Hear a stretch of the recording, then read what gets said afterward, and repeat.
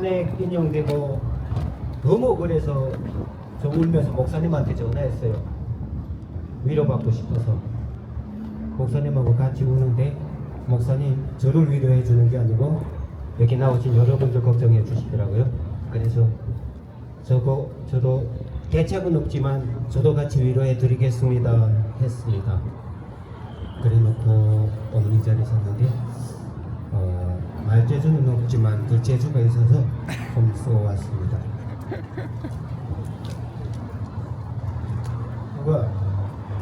5천년 역사 속에 수천의 침략전쟁을 겪으며 외세의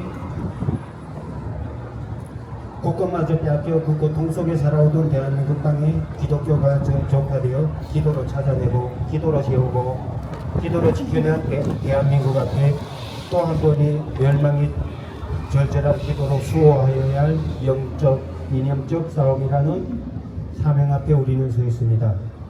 저는 오늘 공산정권이 왜 악의인지를 기도하고 전하고자 나의 북한 삶에서 고통밖에 없었던 그 순간을 말하려고 합니다. 저는 북한 함경북도 연사군 작은 등해산골에서 3남 1녀의 막내 아들로 태어났습니다. 태어나 보니 저희 아빠는 군대에서 지뢰사고로 왼쪽 다리 무릎 아래를 잃으신 붉으셨고 북한에서 군에서 사고를 당한 저희 아빠 같으신 분들을 영예 군인이라고 불렀고 또 그렇게 저희 집은 영예 군인 집으로 불렸습니다. 처참한 계급사회인 북한에서 제가 꿈을 키운 것은 지금 생각해봐도 한심하고 저희 아빠께 너무나 죄송스러운 만큼 영예 군인 부모를 둔 자네라는 백그라운드를 가지고 공부도 잘하고 군대에 가서 큰 공도 세워 단간부로 성장하여 집안을 일으키겠다는 포부를 가지고 있었습니다. 제가 어릴 때 어른들이 이런 말을 자주 하였습니다. 남자는 군대 다녀와야 사람이 된다. 고등학교를 졸업한 만 16세 되는 1992년 군대 입대할 때까지만 하여도 10년 우무제라 나는 2001년이면 제대되는 줄 알고 군대 입대하였습니다. 그렇게 군 생활을 충성스럽게 하고 있던 1996년 북한 최고사령관 김정일 명령이 정군에 하달되었습니다. 모든 장병들 만 30세까지 군사복무할 것. 명령이 내려온 당시 1996년이면 1987년도에 입대하여 10년을 복무기간을 채우고 제대변함을 꾸리던 말년 장병들은 운도 안 좋게 3년 혹은 4년을 더 하였고 당시 2, 3년이면 군생활을 청산하던 흐름이 4년, 5년, 6년으로 늘어나는 전군이 하루아침에 피해를 입게 되었습니다. 오죽하면 당시 부대에서는 말년장병이 하루아침에 떨어진 명령에 불복하여 총기로 스스로 목숨을 끊는 말도 안 되는 끔찍한 결과도 벌어지기도 하였습니다. 그렇게 만 16세에 군대에 입대한 나는 만 30세까지 14년을 하여야만 하였습니다. 내가 군대에 입대하기 전 둘째형이 먼저 입대하였고 다행히 우리 집은 큰형님은 군대에 나가지 않았습니다. 만 30세에 제대하려면 2006년이 되어야 하는 나는 군에서 열심히 충성을 다하여 23살에 공산당원이 되었고 14개의 훈장과 메달을 싹쓸이하며 시청말로 챙길 거 다 챙겨서 3년을 앞당긴 2003년 대학교 주촌장을 들고 제대되어 고향으로 귀향하였습니다. 제대 빼낭을 메고 집에 도착하는 순간부터 저와 우리 삼형제 앞에는 상상도 못했던 큰 고통이 먼지가 터져버렸습니다. 두 분의 부모님은 돌아가셨고 부모님 안 계시는 큰 형님 신혼 살림집에 두 명의 시동생이 동시에 제대되어 돌아오는 형수님 입장에서는 신혼부부 입에도 풀칠하기 어려운데 한날 한시에 시동생 두 명이 나타났으니 우리 집은 말 그대로 대책 없는 아비규환이 일어났습니다. 그렇게 나는 제대되어 군복을 갈아입을 옷 한 벌 없이 10개월간 군복도 벗어보지 못했고 충성을 다하여 지켜온 나라에 던져진 28살 청년에게 죽음이 공포의 그림자가 서서히 드리워지기 시작하였습니다.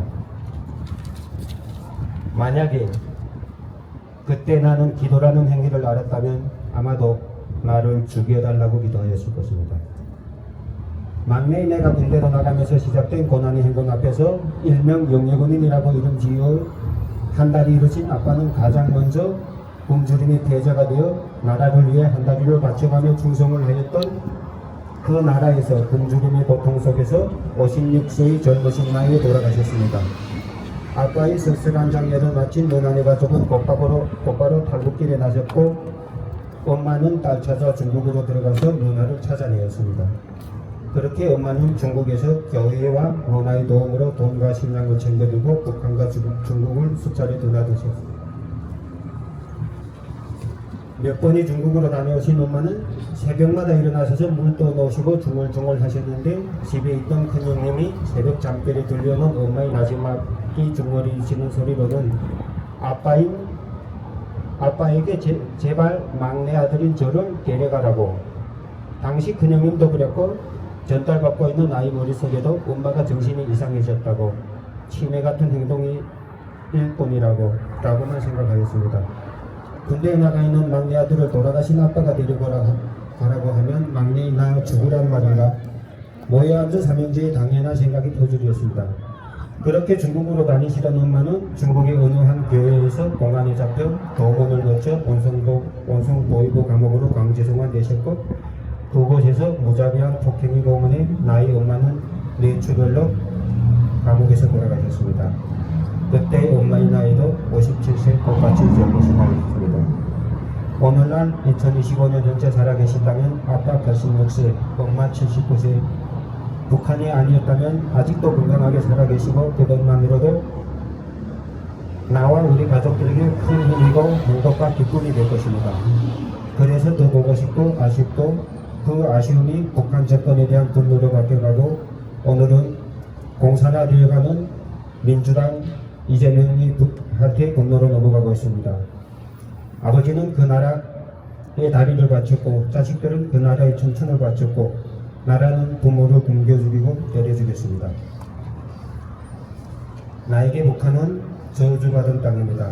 원한이 저는 그곳 북한의 사무치입니다.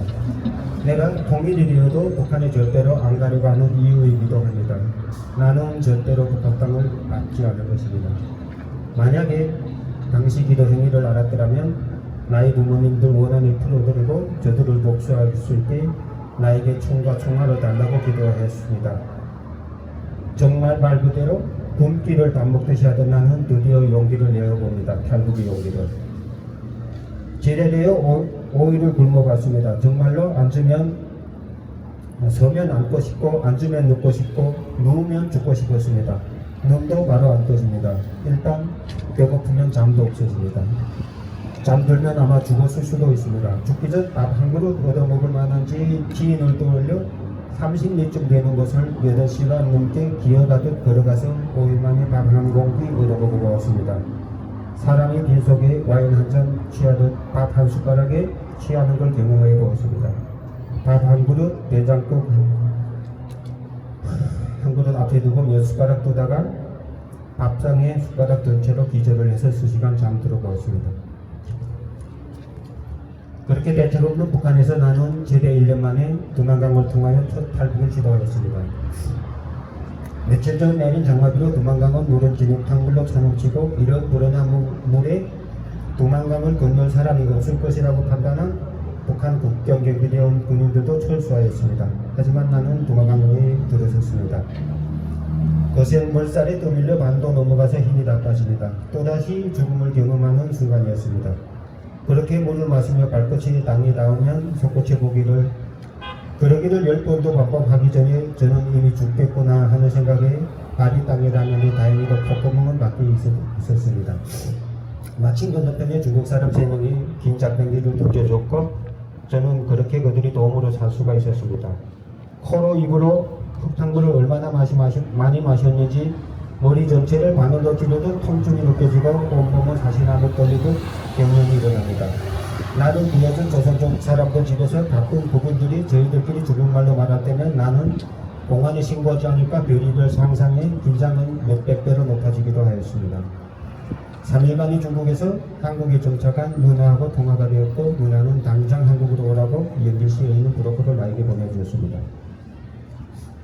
아이러니하게도 북한 땅에서 그렇게도 고통받았는데 나는 북한에 돌아가겠다고 하였습니다. 태어나면서부터 세뇌된 나의 사상은 굶주림과 고통의 현실 앞에서도 쉽게 바뀌지 않았고, 그런 것 보면 그때까지만 해도 북한은 나를 위한 사상교육은 성공적인 사례로 남아있었습니다. 나는 3일 만에 누나가 보낸 브로커를 통하여 돈을 받고 새벽 시간을 이용하여 다시 북한 땅으로 돌아가는 두만강에 발을 담고 있습니다.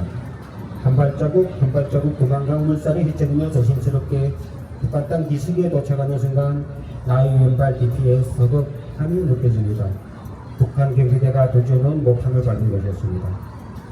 그렇게 나는 황망하게도 돌아온 내 나라 땅에서 체포되었습니다. 만약 이때에도 내가 기도를 알았다면 나를 몇 시간 전으로 돌려달라고 기도했을 것입니다.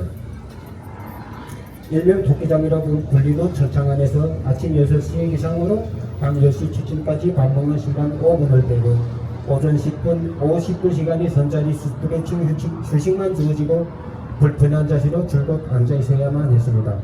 조금이라도 움직이면 출장 밖에서 나무몽둥이로 무리 정수리를 사정없이 피가 터지도록 내려쳐 앉은 자리에서 구타당하며 조금도 움직일 수 없는 것이 보통이었습니다. 북한은 당시 핸드폰도 없고 CCTV는 더욱이 없는 거라 과학적인 수사, 증거수사라는 개념도 없는 보위부 여신기관 무조건 고문으로 자기들이 원하는 대답을 받아내려고 피를 물고 고문합니다.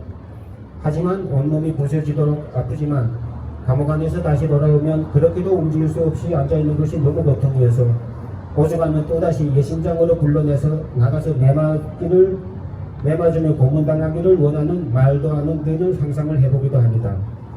첫 예심에서 보위부는 나에게 간첩조명을 씌웠습니다. 짧은 3일 동안 국정원 지령을 받고 큰 돈을 받고 왔다는 이유였습니다. 아무리 아니라고 하여도 무지막지한 고문이 쏟아져 가끔은 포기하고 싶기도 합니다. 하지만 그럴 수 없었습니다. 이곳에서 이런 구타 행위로 사랑하는 우리 엄마가 돌아가셨지만 나는 기어코 살아서 반드시 이겨내서 이 더러운 땅을 떠나기로 다짐하고 견디어 내야만 했습니다. 닷새 동안 한 장도 안 지어져 폭행이 못 만드는 조셉을 쓰고 또 썼습니다. 아직도 나는 내가 조셉이가 만들어낸 가짜 중국 전화번호 당층에 깨어 물어봐도 줄줄 나옵니다. 역시 감옥은 죄를 뉘우치는 것입니다. 내가 북한 땅에서 태어난 죄, 이 나라의 충성을 다짐하여 충성을 바친 나의 죄를 후회하였고 참회 아닌 참회를 하게 되었습니다. 그래서 그 죄를 털고 새로운 이념으로 이곳에서 기필코 살아 반드시 떠나기를 다짐하며 버티고 또 버텨내었습니다. 그렇게 정신싸움으로 6개월의 예심을 끝내고 6개월이 노동 단련형을 받았습니다. 북한에서 인맥도 없는 내가 인민군에서 중선을 바쳐 중성하여 받아온 공산당을 중화 14개의 훈장 메달들이 도움이었다고 저는 이 순간도 생각을 합니다. 그렇게 생각을 안 하면 북한 땅에 바친 나의 청춘이 너무 우울해서 못 견딜 것 같습니다. 그렇게 모든 행위를 마치고 늘 보위부의 노골적인 감식 속에 살고 있음을 체감하며 2년을 준비하여 또다시 탈북길에 나섰습니다. 14개월 된 어린 딸을 얻고 두만강 연선에 도착하여 넘어갈 루트를 찾고 있는데 나에 대한 감시가 얼마나 심했으면 그 사이 벌써 나이 도저를 알아차리고 누구산 두만강 일대의 길목마다 사진 들고 집보조가 찾으러 다니고 있었습니다. 한 발자국도 다닐 수 없게 된 나는 두려움과 공포 속에 꼼짝없이 2주 동안 숨을 지내야만 했습니다. 만약에 이때 내가 기도를 알았다면 저놈들에게는 벼락을 나에게는 날개를 달아달라고 기도했을 것입니다. 감사합니다. 중국 땅에서 하나님을 만나고 북한으로 돌아오셔서 아침마다 물 떠놓고 누가 들어올까 두려움 속에서 조용히 막내 아들 빨리 데려가라 하신 우리 엄마의 간절한 기도를 잊지 않으시고 나에게 정해진 군생활에서 3년이라는 일찍을 선택하여 돌아오게 하셔서 큰 충격과 고통을 통하여 나에게 용기를 불어넣어 주셔서 탈북으로 이끌어 주시고 나를 통한 우리 형제들을 악의 소굴에서 구하게 하여 주시네 감사드립니다. 2007년 여름 2차 탈북을 하여 북경에 있는 유엔을 찾아갔고 체코에서 망명을 준비하여 2008년 미국에 입국한 나는 4년에 걸쳐 나의 형제를 비롯한 11명을 한국과 미국으로의 탈북 결과를 성공적으로 마치고 나서 안도와 감사함으로 드린 나의 기도였습니다. 나와 나의 형제들 탈북 과정에서도 아픔도 고난도 두려움이 간절함으로 피와 살이 말라갔지만 결과는 우리 엄마의 기도가 하늘에 닿았다고 생각합니다. 그래서 엄마가 보고 싶고 늘 엄마의 힘을 느껴보곤 합니다. 오늘날 나도 가끔 자식들을 위해 엄마가 했던 것처럼 기도를 합니다. 매일같이 엄마처럼 못해서 미안할 때도 있지만 그래도 생각날 때마다 기도를 합니다. 우리 탈북민들의 미래고 우리를 제일 먼저 추억하고 추앙할 수 있는 아이들 앞에 늘 떳떳하게 살기를 함께 기도합니다. 14개월 된 어린 딸을 얻고 나선 탈북길에 늘 로봇적인 감시 속에 있던 나의 모든 것들이 곧바로 가족 도주로 하룻밤 사이에 무상군 두만강 길목 곳곳마다의 돌부가 깔려있고 피눈이 되어 나를 찾고 있는 2주간 숨어지려다 탈북하는 그날 밤 나는 평생을 받아왔던 고통이 면만배 되는 대재난의 고통을 받았습니다. 나의 목숨과도 바꿀 수 있을 만큼 소중하고 전부였던 사랑하는 딸아이를 지켜내지 못하였습니다. 내가 살아있고 숨쉬고 밥 먹던 지금도 괴로움이 미안함으로 모자라고 고통도 부족합니다. 오늘 솔직히 당장 내가 죽어도 딸 곁으로 갈 수 있어서 전혀 두렵지 않습니다. 엄방국물 죽어서라도 할 수만 있다면 나의 인생에서 그날 하룻밤만을 건너뛰고 함께하고 살기를 바라보며 말도 하기를 기도로 어린 아이들 마냥 하나님께 녹두기도 해보곤 합니다.